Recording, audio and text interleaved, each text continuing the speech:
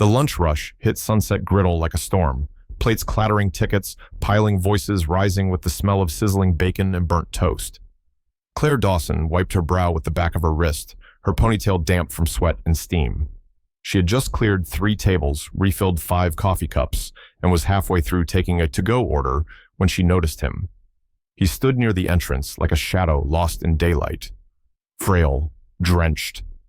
A tattered army green jacket hung loose on his narrow frame, and the worn boots on his feet looked like they'd walked through 100 winters. His white hair clung to his forehead, and his eyes, dull but searching, scanned the room for something that wasn't there. Most customers didn't see him. A few did, and looked away. Claire's heart tugged before her brain even caught up. She stepped out from behind the counter past the blinking order screen and gently approached him. "Sir," she said softly, "are you okay?" The man blinked, unsure. I think I was supposed to meet someone here." His voice was rough, tired in a way that ran deeper than sleep. Around his neck, hidden just beneath the jacket, Claire glimpsed a tarnished dog tag, a war relic. Her throat tightened. "Let's get you warm first," she said, offering her arm. "You can wait as long as you need." She led him to an empty booth in the back, grabbed a throw blanket from the lost and found bin, and draped it over his shoulders. He gave a small smile, more a twitch of memory than joy. Claire ducked into the kitchen, slipped a $10 bill from her tips into the register, and looked at the cook.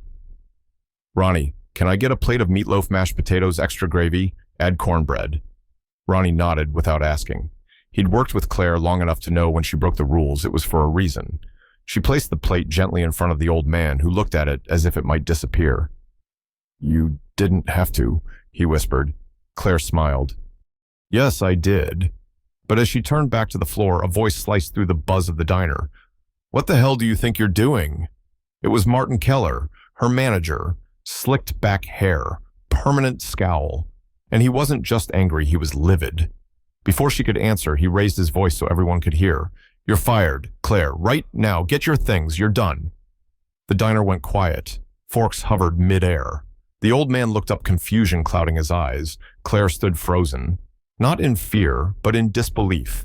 And in that moment, everything changed.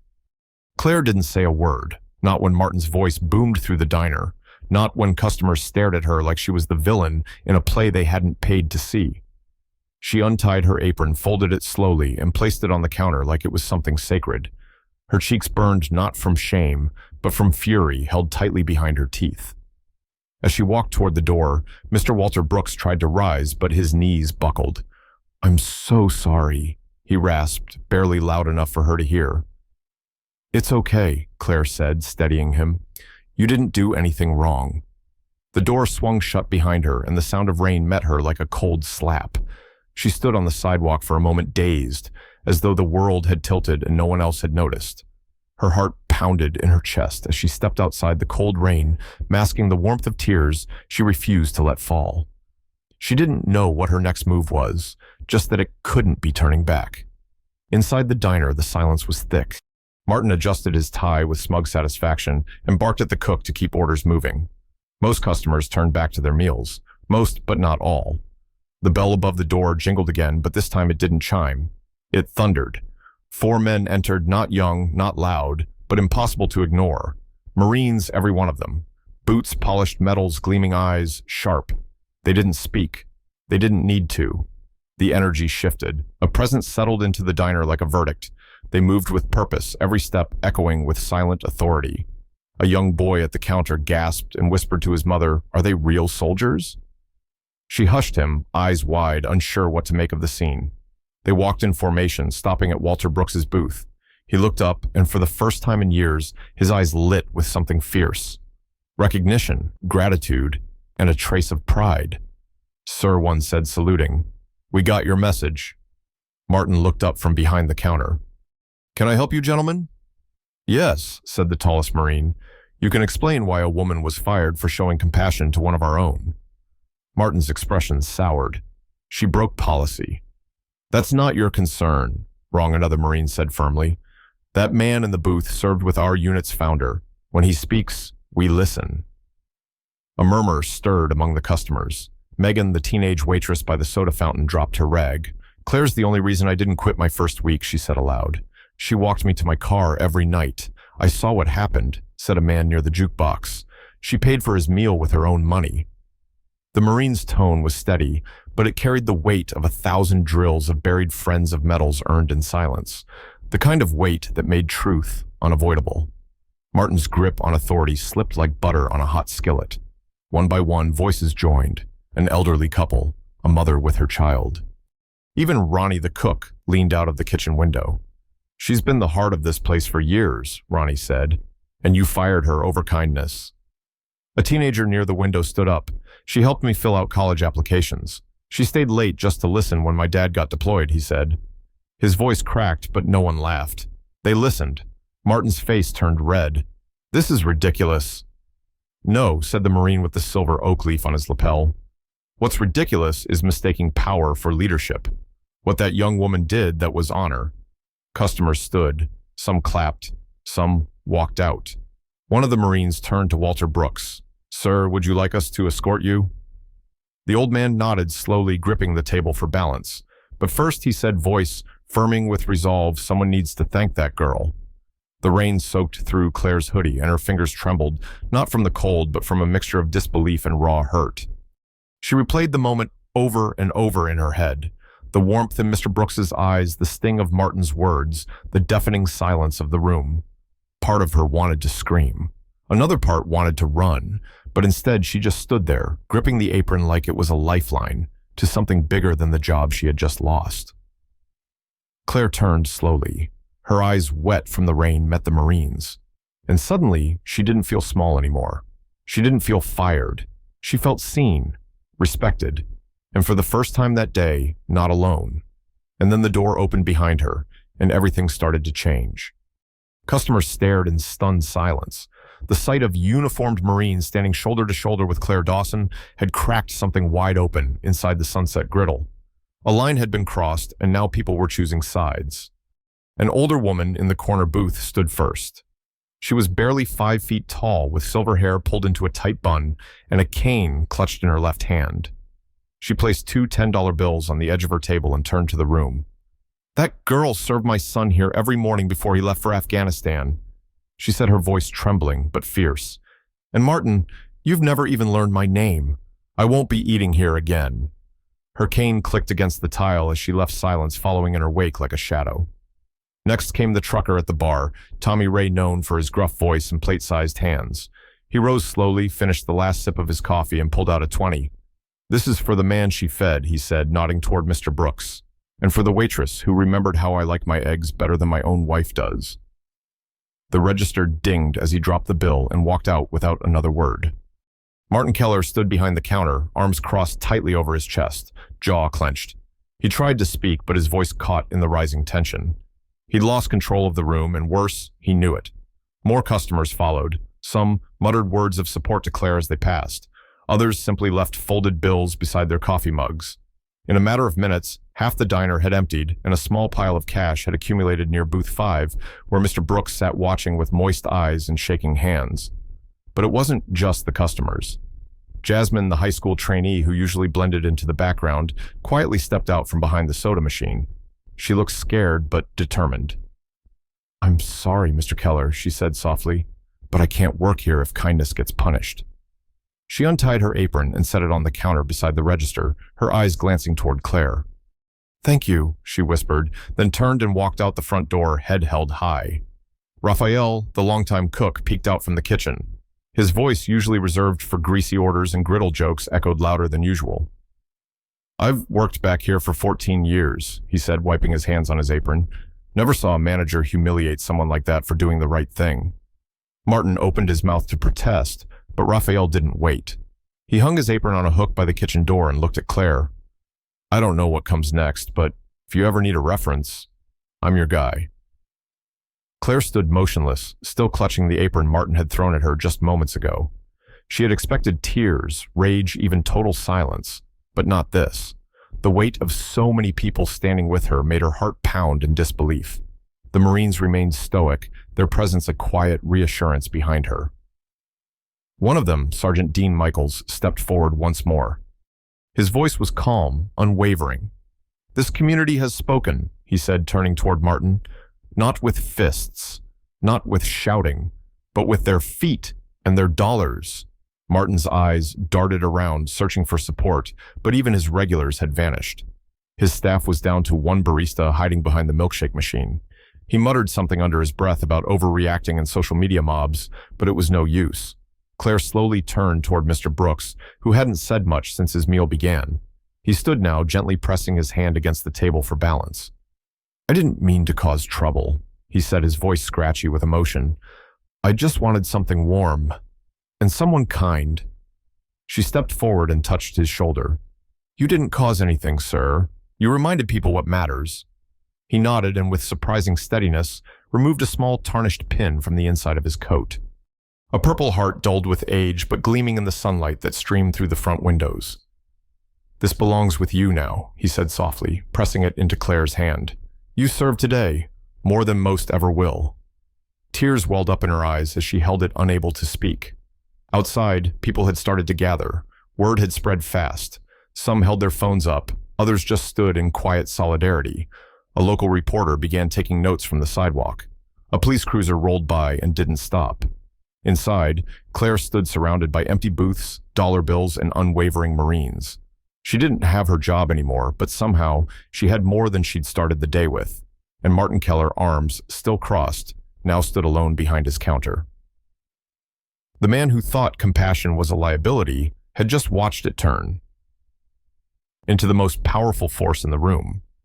The video was only 72 seconds long, but by sunset, it had been shared over 4 million times.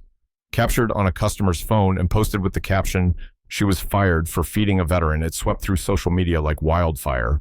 The image of Claire Dawson standing with tears in her eyes, apron still in hand, facing off against Martin Keller's cold dismissal, and the arrival of 4 Marines backing her up became the symbol of something bigger than just a bad day at a diner. Within hours, and Stand With Claire began trending nationwide.